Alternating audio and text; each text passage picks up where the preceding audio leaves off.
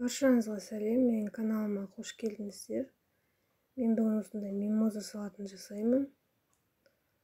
Жасау үшін бізге қайнатылған сәбіз, картошка және қайнатылған жұмыртқа, сосын консервдегі шпрот балығы керек.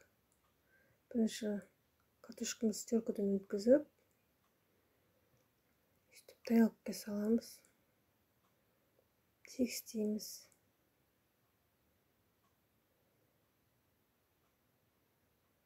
Тұз себеміз аздап. Одан кейін жұқалап майонез жағамыз.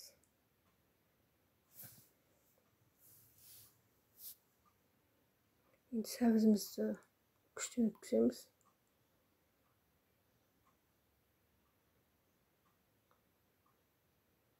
Одан кейін балығымызды майдалап турап аламыз, құйрықтарын алып тастаймыз.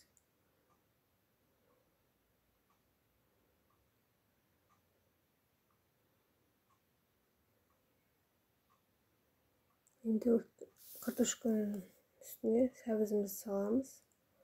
Оны да тегістейміз. Тұз сеуіп, жұқалап майонез жағамыз оғанда. Ендігі кезек балықтарымызды саламыз сәбіздің үстіне, тегістейміз. Балықтан кейін тұз, майонез салмаймыз, қоспаймыз. Енді жұмыртқаның ағын теркіден өткізіп алдым, бөлек. Оны да үстіп салып, тегістеп шығамыз. Тұз себеміз, майонез жағамыз, жұқалап, толық рецепт описаниеде болады. Ең соңында жұмыртқаның сарысын теркіден өткіземіз. Бетіне себіп шығамыз, тегістеп.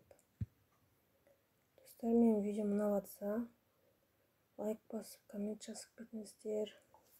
Каналыма жазылмаған болсаңдар, каналыма жазылып кетіңіздер. Келесі видеомды жіберіп алмас үшін қоңыраушаны басып кетіңіздер.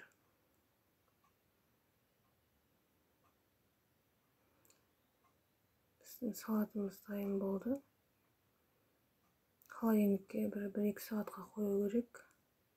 Аз дегенде. Тез дайын болды. Менің видеомды соңына дейін қарағандарыңыз үшін рахмет, сау болыңыздар.